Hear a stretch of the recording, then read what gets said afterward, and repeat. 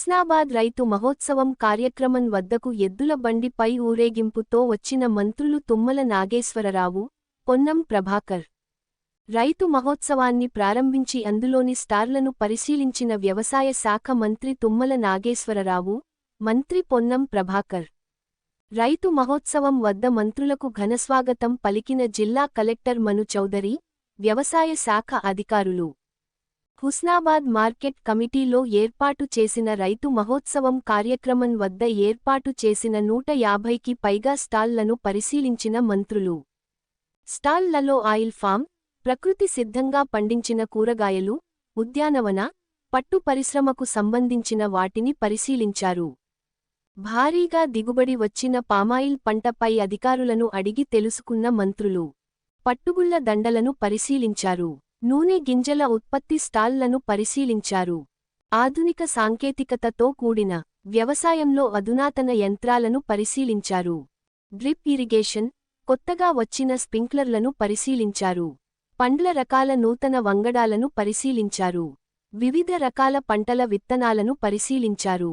చీడ పీడల నుండి పంటలను రక్షించడానికి ఉపయోగించే క్రిమి సంహారక మందుల గురించి ఆరా తీశారు. నీలి విప్లవం ద్వారా చేప పిల్లల ఉత్పత్తి, శనిగరం ప్రాజెక్ట్లో విడుదల చేసిన చేపలను ఎక్స్పెరిమెంట్ ద్వారా వివరించిన అధికారులు. పాడి పరిశ్రమ పాల ఉత్పత్తి స్టాళ్లు, మేకలు, గొర్రెలు, ఆవులు, గేదెలు, కృత్రిమ గర్భధారణ తదితర వాటిని పరిశీలించారు.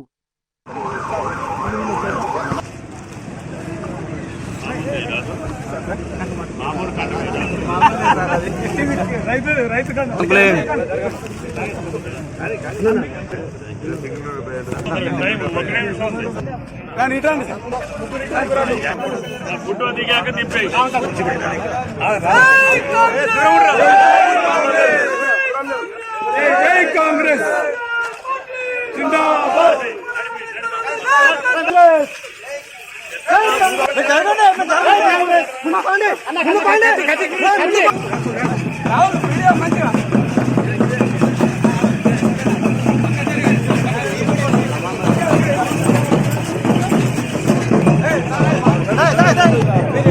బండి ఎక్కకపోతుంది.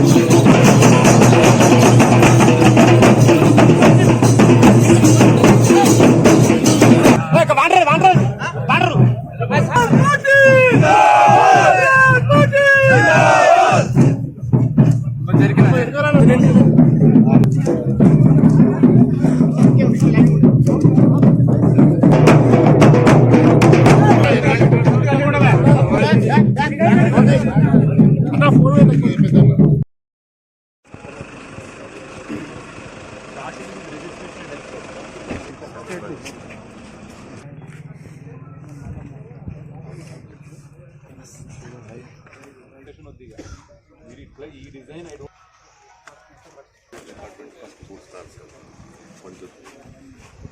లాస్ట్ వరకు తర్వాత ఇటు రైట్ సైడ్ వచ్చేసి ఇక్కడ మార్కెట్ ఫస్ట్ మార్కెట్ ఇప్పటివరకు అయితే ఇది డిసైడ్ చేస్తాం. ప్రోటోకాల్ అట్లా అయితేనే ప్రిపేర్ అయ్యి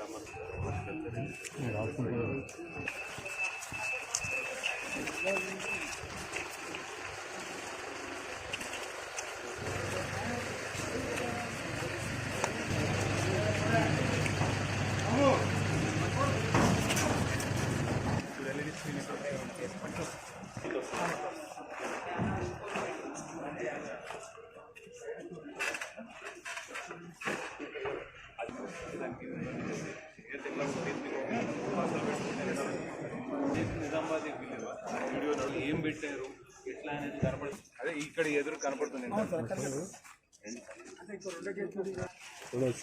ఉన్నాయి కదా, వాళ్ళని వచ్చేసి అది కంటిన్యూస్ వస్తూనే ఉండనివ్వండి. మీకు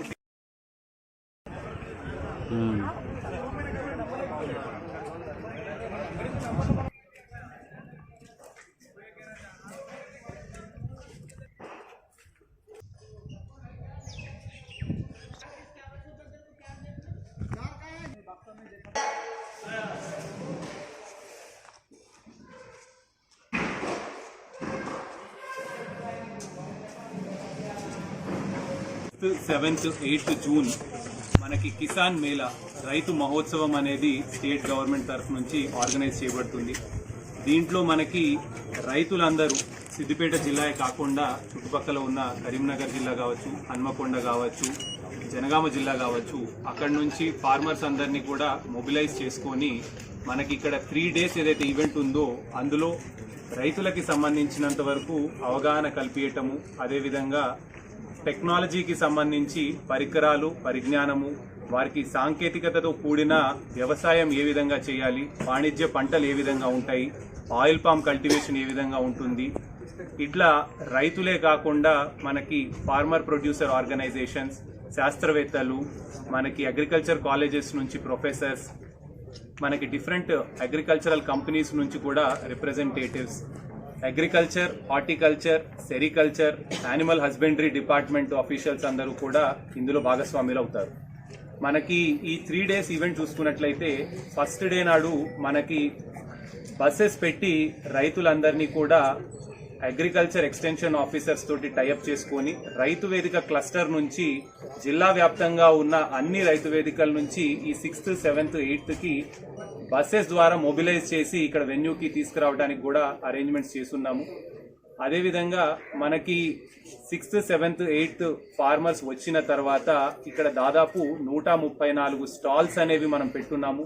ఈ స్టాల్స్ అన్ని కూడా రాగానే వాళ్ళు సందర్శించి వారి అవగాహనని పెంచుకొని ఇక్కడ మనకి ఫార్మ్ మెకనైజేషన్ కి సంబంధించి కూడా ఇంప్లిమెంట్స్ అనేవి ఇక్కడ ఒక పెద్ద షెడ్ కింద పెట్టడం జరుగుతుంది.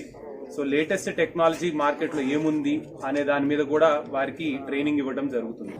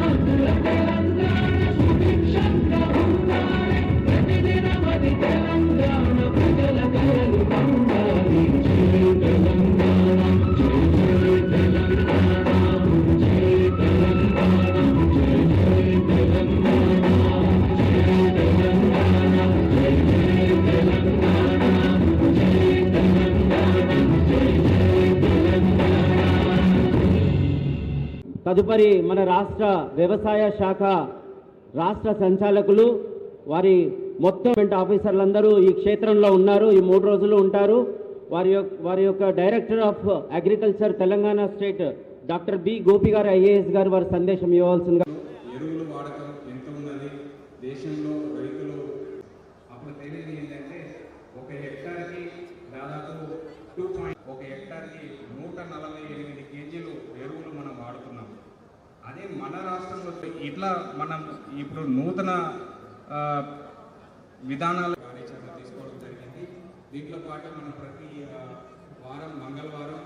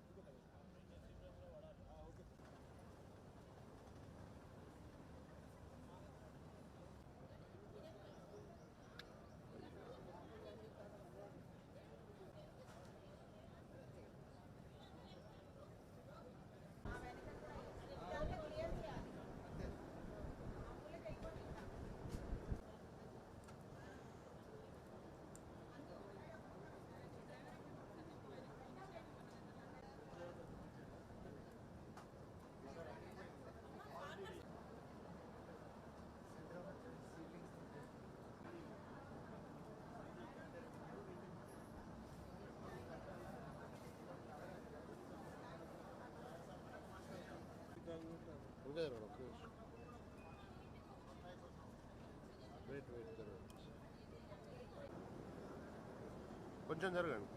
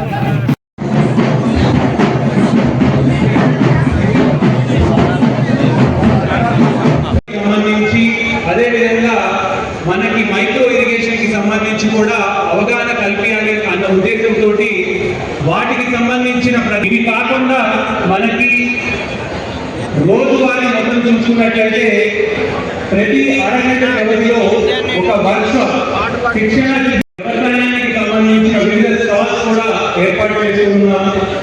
ఇందులో మనకి వ్యవసాయం, ఉద్యాన శాఖ, పట్టు పరిశ్రమ, పశు సంవర్ధక శాఖ, అదేవిధంగా మత్స్య శాఖ వారు కూడా స్టాల్స్ ఏర్పాటు చేసుకుంటున్నారు. రైతులందరికీ ప్రైవేట్ కంపెనీ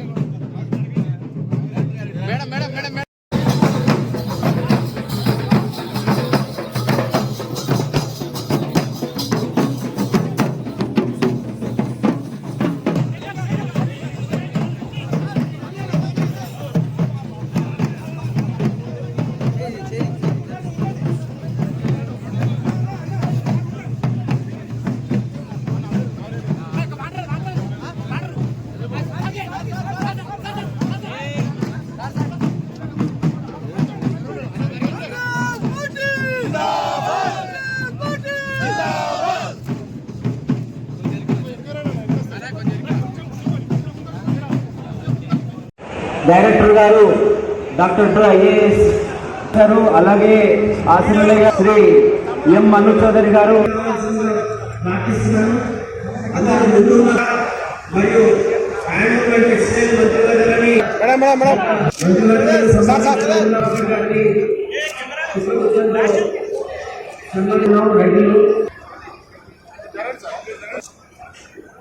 జ్యోతి ప్రజలకు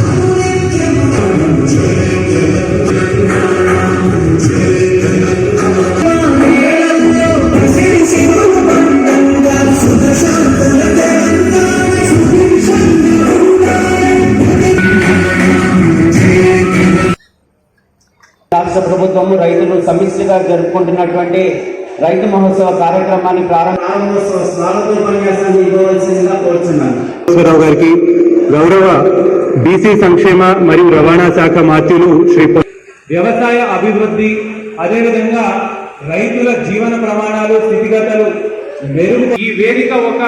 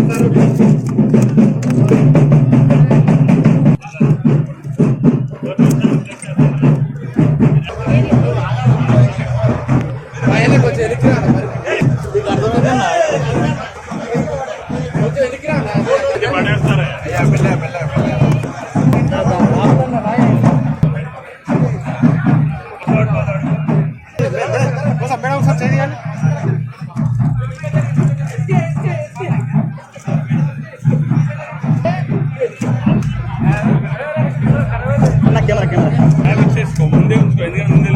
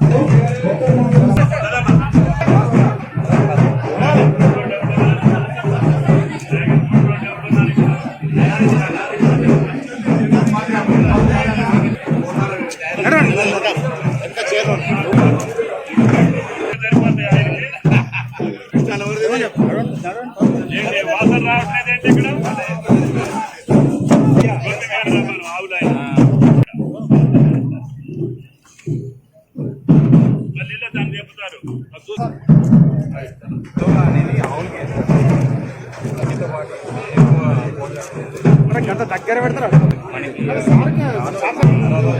ఒక్కడు వేడి కాదు మీ సారు అన్ని ఫోటోలలో మీకు చేయాలి చేసిస్తాండి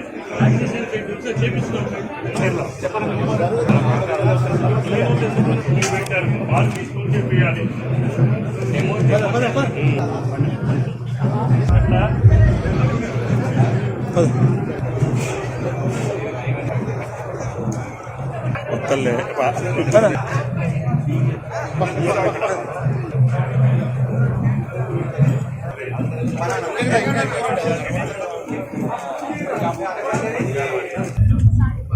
ఎక్కడ సరికి లేదు అన్ని బస్సు తీసుకున్నాయి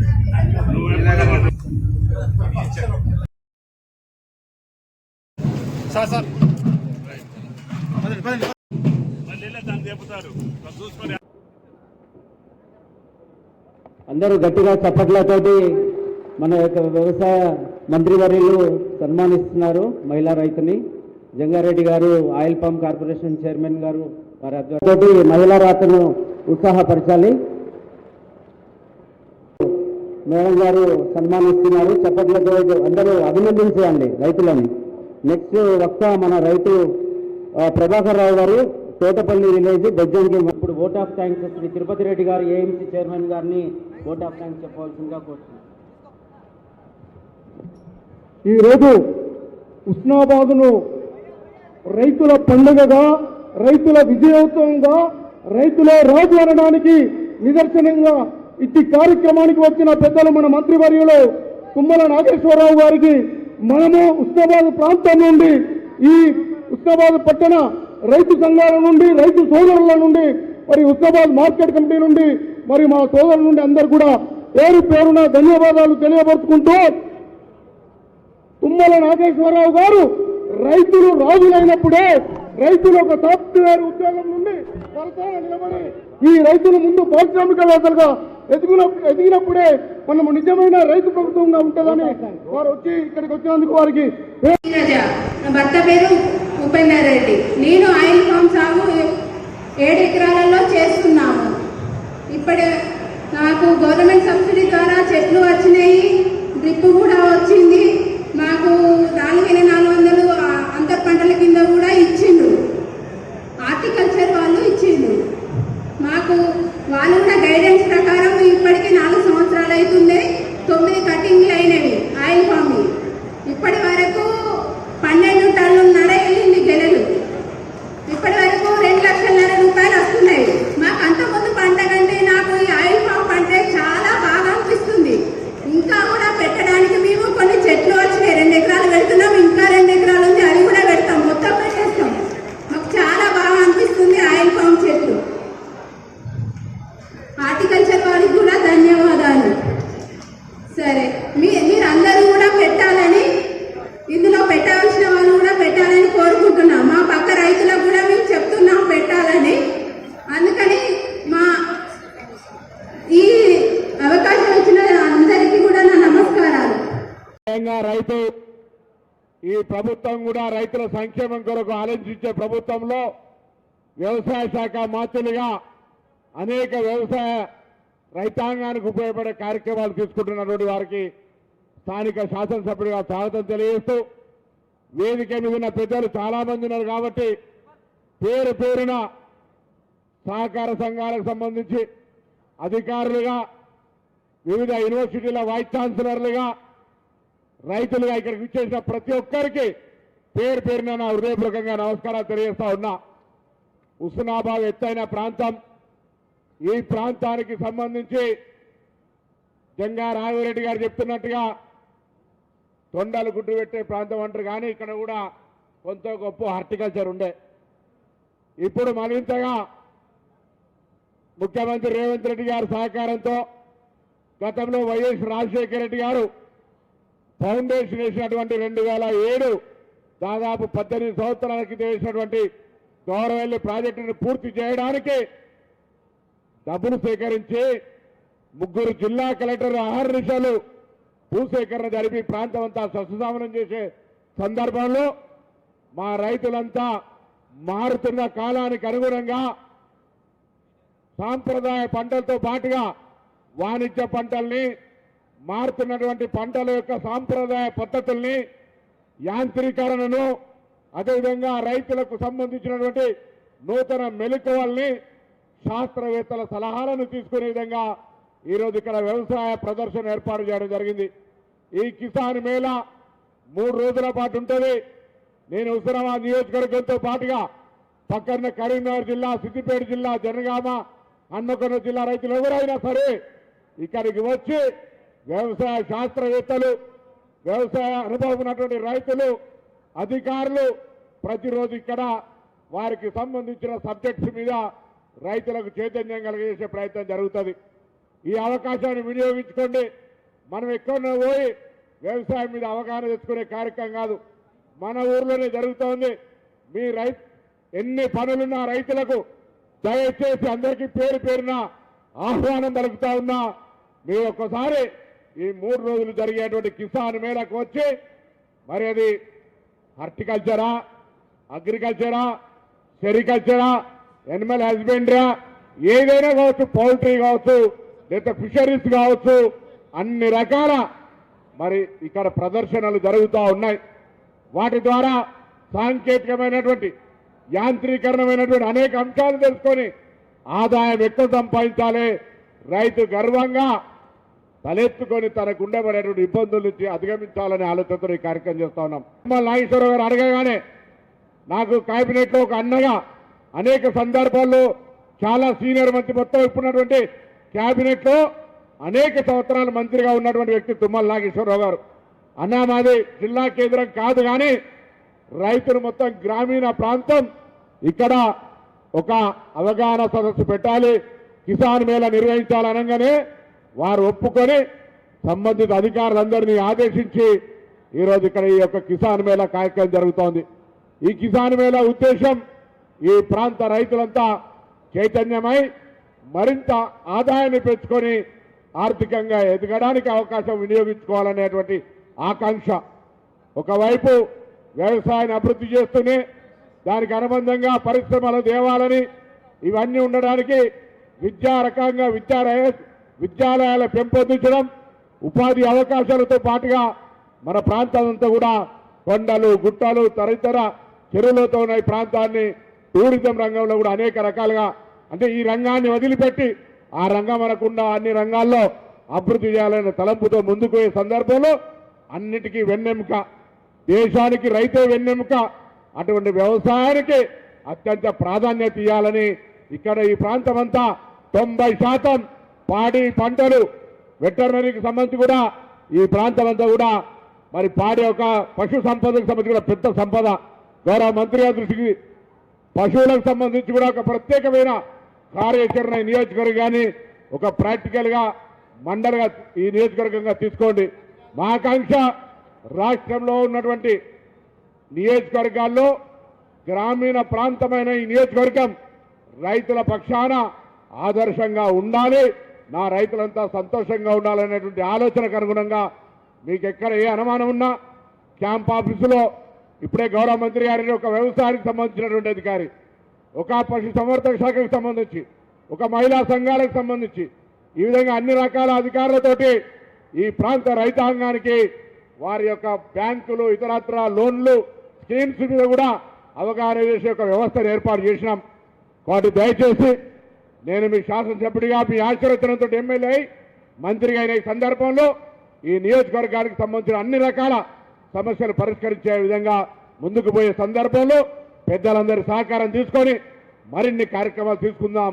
మీరు ఉపయోగించుకోవాలి. ప్రభుత్వం ఎన్ని కార్యక్రమాలు చేసినా ప్రజల సహకారం, రైతుల సహకారం కావాలి. కాబట్టి నేను రైతులందరినీ వేడుకుంటా ఉన్నా, ఈ 3 రోజులు జరిగే ఈ సదస్సులల్లో ఈ అవగాహన నేర్చుకొని మరింత సాంకేతికమైన ఈ ప్రాంతమంతా చైతన్య రైతులుగా, ఒక ఆదర్శమైనటువంటి రైతులుగా, అనుభవం ఉన్న రైతుల యొక్క అనుభవాలను తెలుసుకుంటూ మరి మనం అందరికీ మార్గదర్శకం కావాలని హుస్నాబాద్ రైతాంగం, తెలంగాణ రైతాంగానికి ఎక్కడికి వెళ్ళినా పోయి చెప్పగలిగేంత అవగాహనతోటి మార్గదర్శకులుగా మారాలని నా ఆకాంక్షని సందర్భంగా వ్యక్తం చేస్తూ మరొక్కసారి ఈ కార్యక్రమం నిర్వహించడానికి అవకాశం ఇచ్చినటువంటి పెద్దలు తుమ్మల నాగేశ్వరరావు గారికి, ఈ యొక్క కార్యక్రమాన్ని ఏర్పాటు చేసినటువంటి జిల్లా కలెక్టర్ గారితో పాటుగా డైరెక్టర్ గోపి గారు, యాస్మిన్ పాషా గారు, వైస్ ఛాన్సలర్లు వ్యవసాయ శాఖ జానయ్య గారు, అదేవిధంగా వెటర్నరీ యానిమల్, దాని తర్వాత హార్టికల్చర్ యూనివర్సిటీ